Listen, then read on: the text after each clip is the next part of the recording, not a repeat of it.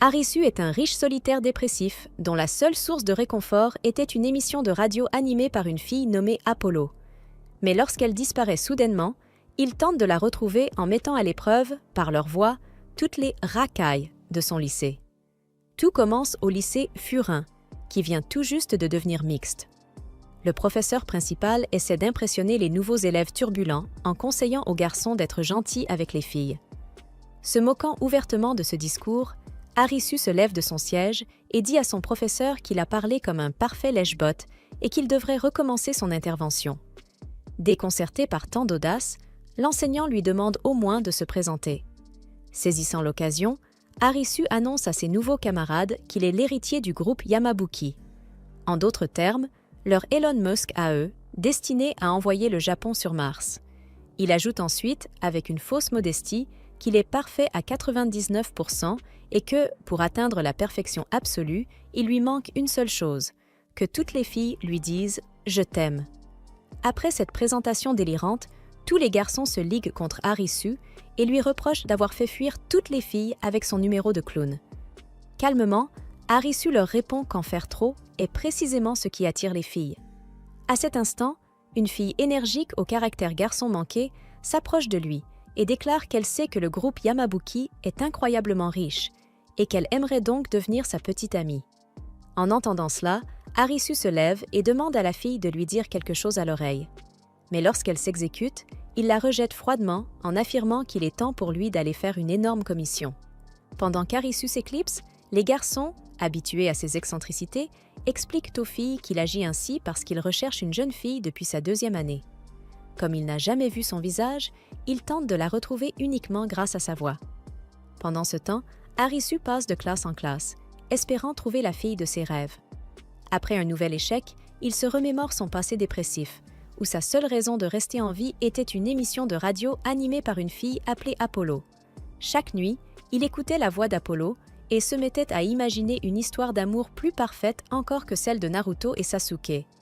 Soudain, une fille s'approche discrètement de lui et lui murmure « Je t'aime » à l'oreille, faisant instantanément affluer tout son sang vers le bas. Surpris par cette déclaration, Arisu exige une présentation, mais la fille effrontée lui rappelle que la pause est terminée et qu'il n'est toujours pas allé aux toilettes. Après être revenu, il rejoint ses camarades au réfectoire, tout en repensant à cette fille dont la voix ressemblait étrangement à celle d'Apollo. Cependant, Arisu se raisonne.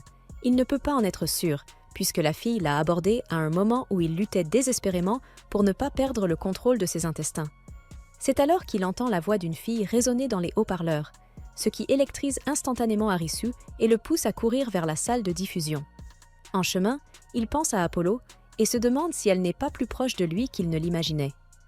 Étant son unique auditeur, ils discutaient régulièrement et étaient devenus si proches qu'Apollo lui confiait souvent qu'elle rêvait d'intégrer un lycée pour filles. Après sa disparition soudaine, Arisu avait rassemblé tous les indices issus de leur conversation et découvert qu'elle avait le même âge que lui. Et comme elle souhaitait fréquenter une école pour filles située près de l'océan, il avait passé en revue tous les établissements de la région, découvrant que seul le lycée Furin correspondait à ses critères. C'est pour cette raison qu'il avait décidé d'intégrer le lycée pour garçons de Furin dans l'espoir de se rapprocher d'Apollo. Arrivé devant la salle de diffusion, Arisu prend une profonde inspiration, espérant qu'Apollo se trouve dans la pièce voisine et qu'il puisse enfin se sentir complet. Mais lorsqu'il ouvre la porte, il se retrouve face à 4 filles incroyablement attirantes. Se ressaisissant, Arisu leur explique qu'il souhaite leur poser une question. Avant même qu'il n'ait le temps de continuer, elles se mettent à lui crier dessus pour cette interruption soudaine. Il s'excuse rapidement, tandis que son regard s'attarde plus longtemps sur Rika, la fille qu'il avait rencontrée plus tôt, en se disant que sa voix, tout comme celle des 3 autres, ressemblait à celle d'Apollo. Voyant Arisu totalement décontenancé, Shinobu lui demande s'il veut devenir professionnel. Déconcerté, il lui demande ce qu'elle veut dire, ce qui énerve encore plus la fougueuse Néné, qui lui demande pourquoi il est venu s'il ne comprend rien à la situation. Finalement, Iko révèle qu'elles se sont réunies dans le club de diffusion parce qu'elles souhaitent faire carrière grâce à leur voix. Alors qu'Arisu se demande si les filles essaient de lancer quelque chose de louche appelé « Only Voices », Shinobu révèle qu'elle veut devenir présentatrice, Iko annonce qu'elle compte devenir VTuber, Néné affirme que son rêve est de devenir doubleuse, et enfin, Rika déclare que son objectif est de devenir... Alors qu'Arisu réalise qu'il est entouré d'un groupe de filles particulièrement ambitieuses, Shinobu plaisante en disant qu'elle a entendu Arisu prononcer un discours étrange sur son désir de trouver une petite amie. Avant même qu'il n'ait le temps de s'expliquer, Nene lui assène un coup de pied et lui balance qu'il ressemble à un pervers qui exhibe son entrejambe devant des filles au hasard. Choqué par ces accusations, Arisu précise qu'il n'est pas Didi et que tout ce qu'il souhaite, c'est trouver quelqu'un. En entendant cela, Iko affiche l'écran de son personnage et demande à Arisu s'il est venu pour la rencontrer. Lorsqu'il lui répond que non, Rika s'avance à son tour et lui propose de sortir avec elle, affirmant qu'il semblait complètement sous son charme dans le couloir. De plus en plus agacé, Arisu leur explique qu'il n'a aucune arrière-pensée et qu'il cherche simplement Apollo. Déconcerté, les filles lui demandent ce qu'est un Apollo, ce qui choque Arisu, convaincu qu'Apollo fait forcément partie des 4 filles présentes.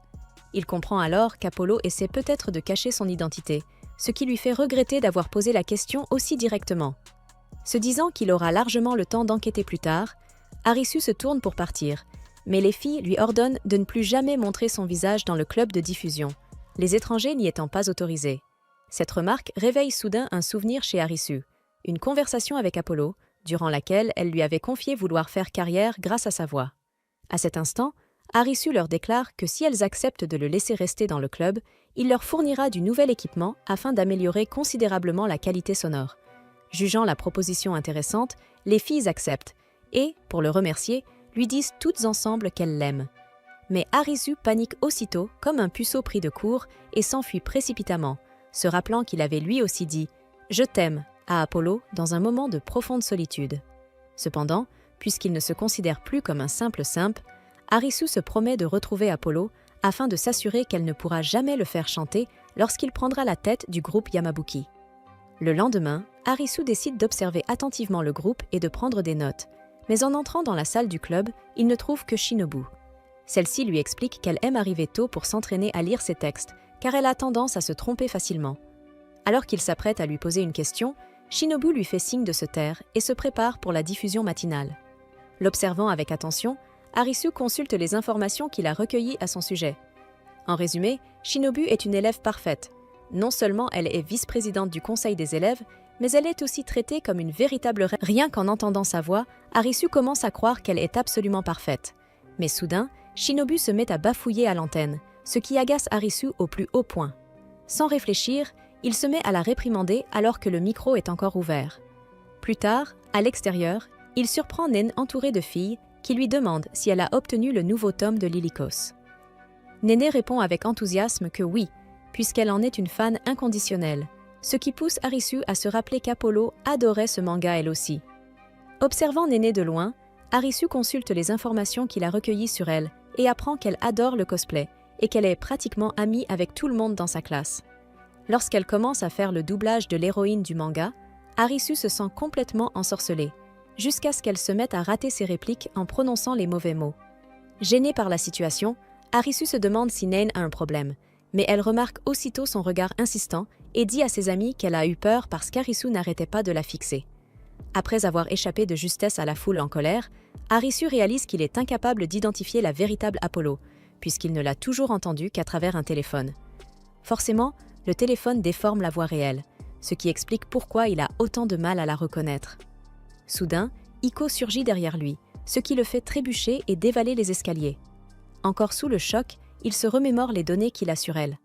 Il s'avère qu'Iko est responsable du support technique du club de diffusion et qu'elle possède une énorme base de fans dans la communauté otaku.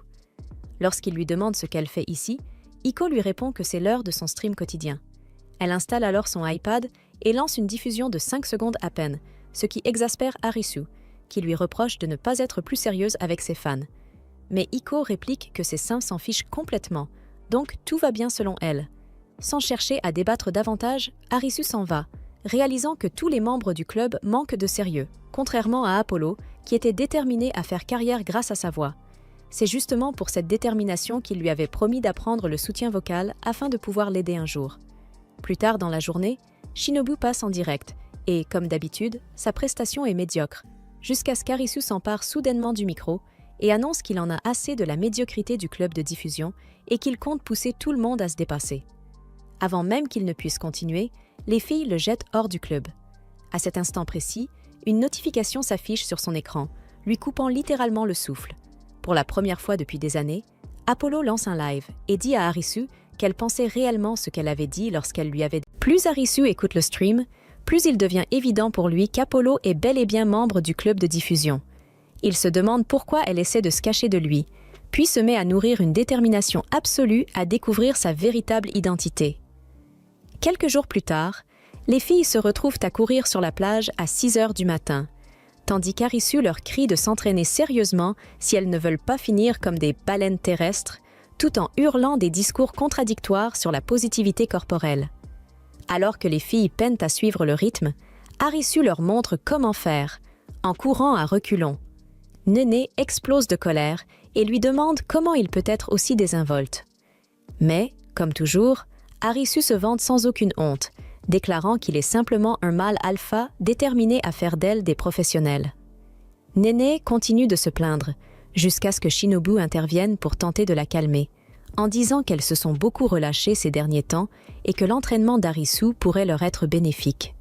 Pendant ce temps, Rika demande à Arisu pourquoi il s'acharne autant à vouloir les aider et si elles peuvent vraiment lui faire confiance. En réponse, Arisu affirme avec assurance qu'il est certain de pouvoir les aider à gravir la montagne du succès. Plus tard, ils s'arrêtent dans un restaurant pour le petit déjeuner, où Arisu leur remet un carnet de planning détaillant leurs défauts actuels ainsi que leurs futures séances d'entraînement.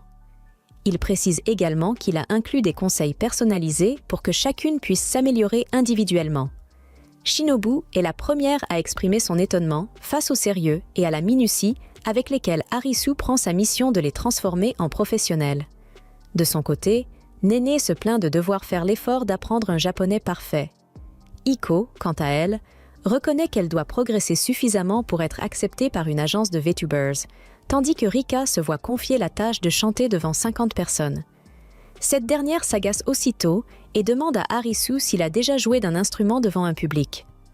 Arisu lui répond qu'il n'a jamais joué d'un instrument de sa vie, ce qui pousse Rika à se plaindre à quel point c'est stressant de se produire devant des gens.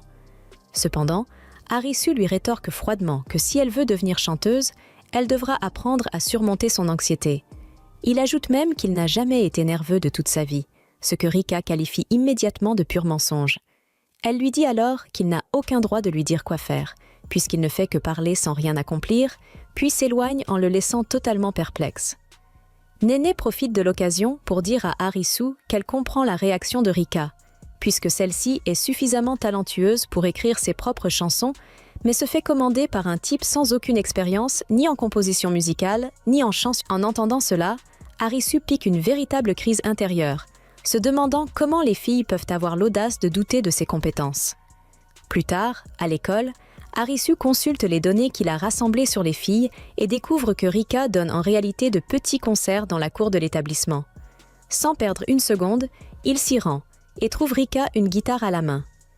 Lorsqu'elle commence à chanter, Arisu est soudain submergée par des souvenirs d'Apollo et par la manière dont sa voix avait transpercé son cœur. Après sa première chanson, Rika repère Arisu dans la foule, ce qui la rend nerveuse. Elle avoue intérieurement qu'elle n'a aucune envie qu'il l'entende chanter. Une fois le concert terminé, Rika retrouve son attitude enjouée et demande à Arisu s'il est tombé amoureux d'elle après l'avoir entendue chanter. Cette fois-ci, Arisu n'hésite pas et la félicite franchement, admettant qu'elle était incroyable.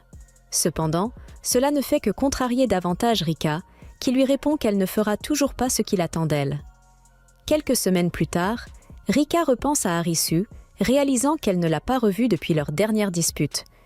Puis, soudainement, elle entend un groupe de filles en colère crier à Arisu de dégager, exigeant que Rika chante. Elle apprend alors qu'Arisu a appris à jouer de la guitare uniquement pour lui prouver qu'il n'est pas qu'un beau parleur. Impressionnée par sa détermination, Rika le rejoint sur scène et annonce qu'elle sera sa choriste. Après le concert, Rika demande à Arisu s'il a été nerveux, mais comme auparavant, il lui répond qu'il allait parfaitement bien. En entendant cela, Rika pose sa tête contre sa poitrine et traite Arisu de menteur. Quelques jours plus tard, tout le club de diffusion est réuni dans la salle du club lorsque Néné annonce qu'elle part encore plus tôt. Arisu s'en agace et lui dit qu'à ce rythme-là, elle ne réussira jamais son examen de japonais, mais elle l'ignore et s'en va. Soupirant de frustration, Arisu décide de la suivre discrètement et découvre que Nene s'entraîne seule. Cependant, son manque de passion l'agace et il lui dit franchement qu'elle est nulle. Lorsque son regard se pose sur le manga qu'elle tient, Nene lui révèle qu'il s'agit du romance le plus populaire du moment, mettant en scène une princesse et un chevalier. En entendant cela, Arisu lui demande si elle compte auditionner pour le rôle de la princesse, mais elle lui répond de se mêler de ses affaires. À cet instant, Arisu comprend que Nene est gêné, alors il lui avoue qu'il mouille encore son lit, ce qui la choque profondément. Il lui explique ensuite qu'il n'a aucun problème à s'humilier si cela peut l'aider à s'ouvrir à lui. Heureusement, sa stratégie fonctionne, et Nene avoue qu'elle aimerait auditionner pour le rôle, mais qu'elle n'ose pas parce qu'elle n'a aucune expérience en romance. En réponse, il se penche vers elle et lui déclare qu'à partir de maintenant, ils sont amants. Elle sera la princesse et lui le chevalier. Bien entendu, Nae Nae le rejette immédiatement, affirmant qu'elle préférerait manger une pizza à l'ananas plutôt que de sortir avec lui. Arisu décide alors d'être la personne la plus mature et lui demande simplement la date de son audition. Lorsqu'elle lui révèle qu'elle a lieu dans 3 semaines, Arisu la manipule en lui demandant si elle n'est pas capable de supporter leur fausse relation pendant quelques semaines afin d'atteindre le succès. Finalement, Nae Nae cède, et dès le lendemain, ils rendent leur romance publique dans toute l'école, ce qui choque absolument tout le monde. Le club de diffusion est lui aussi stupéfait, mais préfère ignorer leur démonstration ratée d'affection, tant ils ressemblent davantage à un couple sorti d'un film d'horreur. Au 20e jour de leur fausse relation, Nae Nae devient nerveuse, consciente qu'ils doivent bientôt répéter la scène du baiser entre le chevalier et la princesse. Pendant un instant, elle se demande si Arisu n'a pas monté toute cette histoire uniquement pour obtenir un baiser, mais en le voyant totalement concentré, elle admet qu'il n'avait aucune arrière-pensée et qu'il voulait simplement l'aider. Elle met alors du gloss sur ses lèvres et attend qu'Arisu lui demande de l'embrasser, mais celui-ci lui dit simplement qu'ils doivent se reposer jusqu'au jour de l'audition. Tandis que Nae Nae fait une crise à cause de son manque total d'enthousiasme pour la scène du baiser, Arisu lui explique qu'elle devrait garder son premier baiser pour quelqu'un qu'elle aime réellement. En entendant cela, elle admet qu'elle s'est bien amusée avec lui, puis s'en va. Le lendemain, Nae Nae annonce froidement à Arisu qu'elle a été rejetée, l'auteur du manga ayant choisi son doubleur préféré. Cette nouvelle abat Arisu, qui se prend le manga en plein visage. En le voyant dans cet état, Nae Nae se souvient de la scène où la princesse embrasse le casque du chevalier et décide de faire la même chose en l'embrassant à travers le manga. Alors qu'elle s'apprête à partir, Arisu lui attrape la main et lui dit qu'il a parfaitement senti qu'elle venait de l'embrasser. Il insiste ensuite en lui demandant si elle est amoureuse de lui, ce qui lui vaut une bonne correction. Sur ce, Nae Nae hurle qu'elle le déteste avant de s'en aller. En la voyant partir, les autres filles entrent dans la pièce et consolent Arisu en lui disant que Nae Nae mentait quand elle affirmait le détester, car ses oreilles deviennent toujours rouges lorsqu'elle ment. Quelques jours plus tard, Arisu entre dans la salle de diffusion et tombe nez à nez avec un buffet de melons juste devant lui. Cependant, au lieu d'être heureux comme n'importe quel pervers respectable, il se met à crier sur les filles. Une fois que les filles sont toutes habillées, Arisu les réprimande pour avoir changé de vêtements sans verrouiller la porte. Il explique qu'à notre époque, elles doivent faire attention à ce genre de choses, car n'importe qui peut prendre des photos et les utiliser plus tard pour les faire chanter. Mais même si les filles savent qu'Arisu a raison, elles s'agacent lorsque Nen exige qu'il s'excuse de les avoir espionnées. Arisu, qui est une vraie mauviette, s'excuse immédiatement, admettant qu'il a utilisé 10 ans de sa chance pour voir autant de plots en même temps. Après l'école, Rika invite Arisu à passer du temps avec elle, mais il s'excuse et leur dit qu'il a quelque chose d'important à faire. Une fois Arisu partie, Nene annonce qu'elles doivent le filer afin de pouvoir voir son ding-dong. Rika est choquée et dit à Nene que si elle est en chaleur, elle n'a qu'à aller sur le hub, mais Nene hurle en réponse qu'elle fait ça pour se venger d'Arisu, puisqu'il l'a vue dans son avatar d'anniversaire. Iko admet que ça a l'air amusant, tandis que Rika confesse qu'elle est surtout intéressée par le fait de découvrir la vie quotidienne d'Arisu. Sans perdre plus de temps, les filles montent dans le même bus qu'Arisu, et Nain se met rapidement au travail en essayant de prendre une photo d'Arisu en train de lire un Playboy en public. Cependant, lorsqu'elle zoome avec son appareil, elle se rend compte qu'il lit un livre intitulé « Le japonais pour les nuls ». Rika se met à rire, car tout le monde sait qu'Arisu lit ce livre pour Nene. Quelques minutes plus tard, le bus s'arrête et Harisu entre dans un café. Les filles le suivent et sont choquées de le voir travailler dans le café. Avant qu'Harisu ne les remarque, elles se cachent rapidement et se demandent pourquoi un gosse de riche comme lui travaille dans un café.